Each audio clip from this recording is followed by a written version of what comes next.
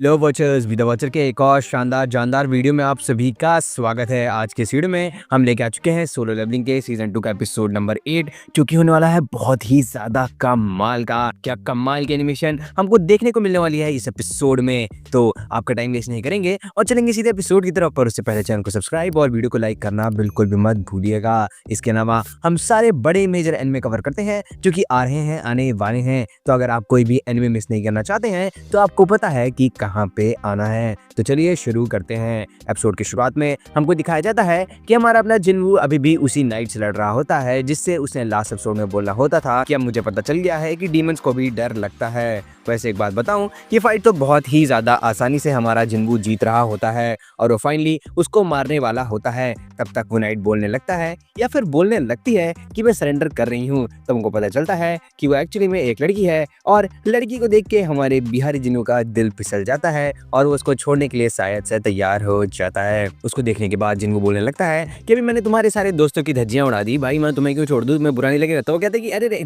मेरा काम बस केवल ये किंग को बचाना है। जब तक किंग बचे हुए, किंग खुश है भाई, मुझे कोई दिक्कत नहीं है, आप मुझे बस छोड़ के चले जाओ। तो जिन्वू वहां से जाने लगता है। तब तक वो जो बंदी होती है वो वापस अपनी तलवार उठाती है, अपनी स्पीयर उठाती है और जिन्वू को मारने के लिए तैयार हो जाती है। पर हमारा गारा लगान उसको प्रोटेक्ट करने के लिए पीछे आ जाता है। फिर से वन सेकेंड भीख मांगने लगती है। फिर गारा लगान उसकी टिंचिक करने ही वाला होता है। तब तक जिन्वू उससे पूछता है कि तुम्हें पता है कि सारे फ्लोर्स का परमिट कहाँ पे है, जिस पर वो कहती है कि ऑब्वियसली मुझे पता है। फिर वो कहने लगती है कि अगर तुम मेरी और मेरी फैमिली की सिक्योरिटी इंश्योर करोगे तो फिर मैं डेफिनेटली बता रही हूँ कि तुम्हें केवल इस फ्लोर का ही नहीं सारे फ्लोर का परमिट दे दूंगी। तो फिर जिन्वू भी मान जाता है एज लॉन्ग एज वो परमिट दे दे। फिर जिन्वू से पूछता है कि एक्चुअली में तुम लोग हो कौन। पर तब तक सीन कट हो जाता है। सीन कट होने के बाद हमको एक चींटी दिखाई जाती है। वो लाल कलर की चींटी एकदम से तबाही मचा रही होती है एक शहर के अंदर और बहुत सारे लोगों को मार रही होती है। फिर वापस सीन कट होता है और हमको बताया जाता है कि इस लड़की का नाम है एसिल और ये राडीरू फैमिली से बिलोंग करती है। फिर जिन्वू उसको इन्वेस्टिगेट करने लगता है कि मेरे पीछे खड़े बंदे यानी कि गारा लगान की तरह क्या तुम्हारे दिमाग में भी आता है कि सारे इंसानों को मार दो। जिसपे वो लड़की कहती है कि नहीं, बल्कि हमारे दिमाग में एक दूसरा कमांड आता है जो कि है कि प्रोटेक्ट योर स्पेस। और फिर वो थोड़ी और आगे डिटेल देने लगती है कि कैसे वो इससे पहले डीमन प्लेन में रहा करती थी और वहां पे उन लोगों ने किसी वॉर की प्रिपरेशन शुरू की होती है। और तब तक सिस्टम इंटरफेयर करने लगता है और वो आगे कुछ नहीं बोल पाती है, वहीं बेहोश होकर गिरने लगती है। तो जिन्वू उसको अपनी गोदी में उठाता है और लेके जाने लगता है। वहीं दूसरी तरफ हमको दिखाया जाता है कि कुछ लोग कंप्यूटर पे इन्वेस्टिगेट कर रहे होते हैं वो सारे एविडेंस को जो कि एंट्स ने पीछे छोड़ा होता है। फिर हमको पता चलता है ये कोई और नहीं बल्कि हमारे हंटर एसोसिएशन के हेड गोगन ही है जो कि देख रहे हैं इन सारी इमेजेस को। हमको बताया जाता है कि इन एंट्स ने 294 सिविलियंस को मार दिया होता है और इनसे 108 हंटर्स की लड़ाई हुई होती है। जी हाँ, 108 हंटर, उसमें से 4 ई रैंक के हंटर, एक सी रैंक का हंटर और एक बी रैंक का हंटर मारा भी गया होता है। और लास्टली एक ए रैंक का हंटर आता है जो कि इस लाल चींटी को मारने में कामयाब हो पाता है। यानी कि इन लोग के एस्टिमेशन के हिसाब से एक लाल कलर की चींटी एक ए रैंक के हंटर के बराबर है। इसके बाद हमको बताया जाता है कि ये जो चींटियां हैं ये बेसिकली जेजू आइलैंड से आती हैं। जेजू आइलैंड इनकी बॉर्डर से 120 किलोमीटर दूर है और अगर ये चींटियां इतना कामयाब हो जाती हैं कि सारी की सारी उड़ के यहाँ तक आ गई तब भाई इन लोग की टिंचिक हो जाएगी। इसलिए ये लोग एक फुल ऑन रेड की प्रिपरेशन कर रहे होते हैं जेजू आइलैंड की तरफ और इसके लिए वो चाहते थे कि उनके साथ बाहर के देश के लोग भी आए। फिर वापस सीन कट होता है और हमको वापस से एसिल दिखाई जाती है जो कि क्षमा प्रार्थी होती है बेहोश होने के लिए। फिर जिन्वू कह रहा होता है कि यार ये सब तो होता रहता है। फिर ये लोग फाइनली उसके कैसल पे पहुंचते हैं। उसी कैसल पे पहुंचते ही एसिल का जो बाप होता है वो जिन्वू को देख के सदमे में चला जाता है क्योंकि जिन्वू की शैडो में उसकी आर्मी देख पा रहा होता है। तो एक सेकंड के लिए तो उसको गलतफहमी हो जाती है। फिर एसिल उसको समझाती है कि ऐसा है कि अगर आप इसको परमिट दे देंगे तो फिर यहाँ से चला जाएगा। तो फिर उसका बाप उसको परमिट देने के लिए मान भी जाता है। आखिरकार हमारे जिन्वू ने वुलान और मेटुस को हराया होता है तो कोई चांस ही नहीं होता कि ये बंदा जिन्वू से लड़ सकता था। फिर जिन्वू वहां से जाने लगता है पर जाते जाते वो एसिल को वापस लेके जाने लगता है जिसपे उसका बाप उसको ना करने लगता है। पर वो कहता है कि ऐसा ही आपकी बेटी ने कहा था कि सारा परमिट दिलाएगी तब आपकी बेटी दिलाएगी, भाई आप जानिए, आपका काम जाने। जिसपे वो क्या ही कर सकता था। तो फिर वो ऑब्वियसली उसको वहां से जाने देता है। फिर वापस एक और बार सीन कट होता है। हमको दिखाया जाता है है कि एक बंदा होता है जिसको गिल्ड मास्टर बोल के बुलाया जा रहा होता है, वो उन्हीं एंड्स के डाइसेक्शन को देख रहा होता है। फिर वापस सीन कट होता है और हमको जिन्वू दिखाया जाता है जो कि एंट्री परमिट से फाइनली 90th फ्लोर पे पहुंच गया होता है और इग्रिस और टैंक भी दोनों लोग लेवल अप हो गए होते हैं, जहाँ पे इग्रिस अब बन चुका होता है एक इलीट नाइट और हमारा टैंक बन चुका होता है नाइट, यानी कि अब वो दोनों लोग ए रैंक और एस रैंक के हो चुके होते हैं और जिन्वू भी कॉम्बैट एक्सपीरियंस गेन कर रहा होता है। वहीं दूसरी तरफ ऐसे जो खजाने होते हैं उसको देख रही होती है, वो सोच रही होती है कि कैसे ये सब खजाना यहाँ पे वेस्ट होने वाला है। तो जिन्वू कहता है कि तुम्हारी रेडिश फैमिली रख ले इसको, मुझे इससे फर्क नहीं पड़ता है। इससे उसको करेक्ट बोलती है कि फिर वो राडीरू है, मतलब ऐसे एक बात बताऊं, मुझे खुद भी नाम नहीं पता पर हम भी इसको रेडिश बोलेंगे भाई, रेडिश फैमिली है। फिर ऐसे कहती है कि नहीं मैं इनको नहीं रख सकती हूँ क्योंकि 90th फ्लोर के ऊपर जितनी भी रॉयल फैमिलियाँ हैं वो सब बहुत ज़्यादा हायर स्टेटस में है, तो उनका सामान हम लोग नहीं रख सकते हैं। तो जिन्वू कहता है, मतलब बेसिकली इम्प्लाई ये करता है कि देखो ऐसा है कि सारी फैमिली का मैं काम तमाम करने वाला हूँ, यहाँ केवल एक फैमिली बचेगी जो क्योंकि तुम्हारी रेडिश फैमिली, और तुम लोग फिर अब जो है मतलब जीत लेना। और इसी बीच में वो कह देता है आई लाइक यू भी, पर उस सेंस में नहीं कहता है। तो फिर वो लड़की तो एकदम फ्लैटर हो जाती है। भाई जिन्हो अपने मन में सोच रहा होता है कि लड़की तो एकदम मूर्ख है,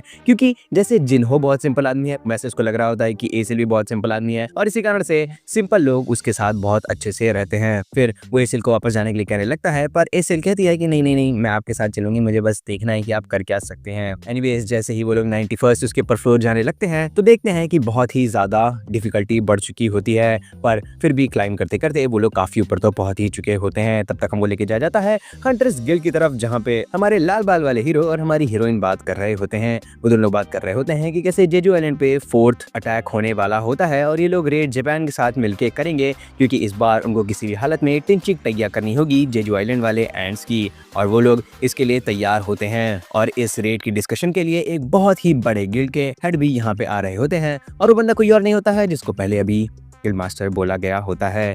फिर वंस अगेन सीन कट होता है और हम फाइनली 100th फ्लोर पे पहुंचते हैं। हमको दिखाया जाता है बारान जो कि एक वाइब्रेंट पे बैठ के आया होता है। वाइब्रेंट जैसे जिसको नहीं पता उसको बता दूं, एक्चुअली में बस ऐसे ड्रैगन टाइप ही होता है, पर पता नहीं किसको वाइब्रेंट कहते हैं। एनीवेज इसकी पावर को देख के एसिल तो बहुत ही ज्यादा डर जाती है। फिर दोनों के बीच में एक कमाल की मार शुरू होने वाली होती है। बारान अपनी आर्मी समन करता है और समन करता है जिन्वू अपनी आर्मी, जो कि निकलते ही इन लोग की टिंचिक टैया बैंड बजाने लगती है।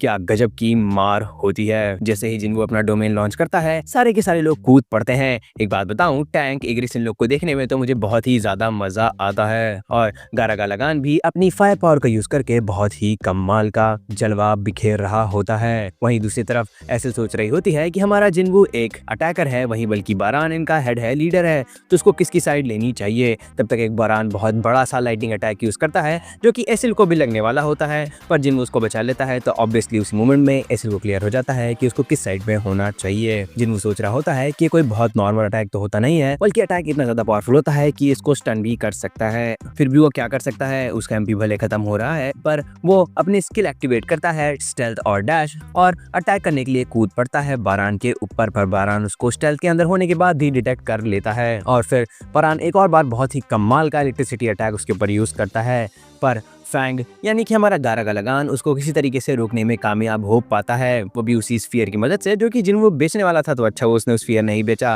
वहीं दूसरी तरफ इग्रिस उस वाइब्रेंट का गला काट देता है तो हमारा बारान नीचे गिर जाता है, जिस पे हमारा जिन्वू बहुत ही कमाल का डायलॉग मारते हुए बोलता है कि फाइनली तुम नीचे तो आए, तुम्हें इतनी देर से ऊपर देखते देखते मेरा गला दर्द होने लगा था। फिर वापस सीन कट होता है और हमको मीटिंग दिखाई जाती है साउथ कोरियन और जापानीज हंटर्स के बीच में। हमको मिलाया जाता है एक कैरेक्टर से जिसका नाम होता है हानेकावा, जो कि होती है ड्रॉ सॉर्ड गिल्ड से। हमको बताया जाता है कि ड्रॉ सॉर्ड गिल्ड बहुत ही ज्यादा कमाल का गिल्ड है। एक्चुअली में ये एशिया का सेकंड लार्जेस्ट गिल्ड है, जिसके पास 11 एस रैंक के हंटर होते हैं। जी हाँ, पूरी की पूरी कंट्री में ही 10 रैंक के हंटर हैं साउथ कोरिया के, और इनके अकेले के पास 11 एस रैंक हंटर हैं। और उन सब का लीडर होता है हमारा गोतो रियोजी, जो कि बहुत ही ज्यादा कमाल का हंटर होता है। एनीवेज फिर लोग एंड्स के बारे में डिस्कस करने लगते हैं। हमको बताया जाता है कि जो एंड्स हैं इनकी लाइफ एक्सपेक्टेंसी सिर्फ और सिर्फ 1 ही साल की है, तो इनका 2 ही ऑब्जेक्टिव होता है कि अगर ये लोग क्वीन को मार देंगे तो जो बची हुई एंड्स हैं वो 1 साल में मर ही जाएंगी। और दूसरी बात ये होती है कि ये जो एंट्स हैं ये मैजिक पावर से अट्रैक्ट होती हैं।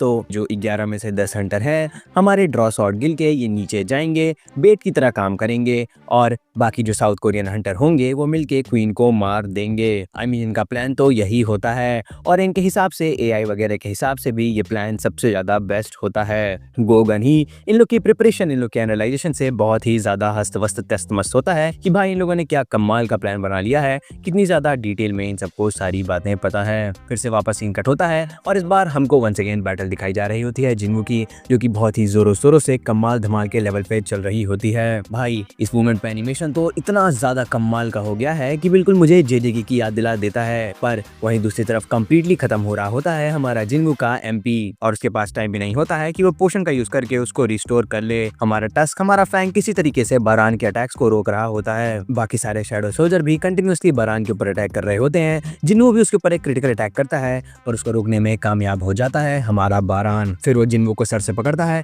उसको उठाता है, उसका गला काटने ही वाला होता है। तब तक फैंग के सारे जो जनरल होते हैं वो बाहर आ जाते हैं, उसको किसी तरीके से रोकते हैं और इसी बीच में हमारा जिन्गू उसको अपनी 2 डैगर से हाथ में भोंक देता है। पर तब तक एक बहुत ही कमाल का मैजिकल अटैक यूज करता है बारान, जिससे कि कंप्लीटली सारे शैडो सोल्जर्स गायब हो जाते हैं और वो 2 डैगर भी अपने हाथ में समन कर लेता है। वहीं दूसरी तरफ जिन्गू की मैजिकल पावर एकदम से 0 हो चुकी होती है। और भाई इस मूवमेंट के बाद से बारिश में एसिल ने ऐसी लड़ाई देखी है ना भाई, मैं इसमें क्या ही बोलूँ, मैं क्या ही एक्सप्लेन कर दूँ। इतना सुंदर एनिमेशन है ना भाई, पानी बरस रहा है, हवाएं चल रही है, एसिल गीली हो रही है क्योंकि बरसात हो रही है। भाई क्या एनिमेशन है भाई, क्या एनिमेशन है। पर इसी बीच हमारे जिन्गू के डैगर्स गायब हो जाते हैं, बारान उसको मारने ही वाला होता है। पर तब तक हमारी एसिल डिसाइड कर लेती है कि इसको साइड कौन सी चूज करनी है। वो तुरंत अपना भाला फेंक देती है। अब फिर भाला कहाँ लैंड होता है ये तो नहीं दिखाया गया, पर वो इनफ होता है बारान को डिस्ट्रैक्ट करने के लिए। और जिन्गू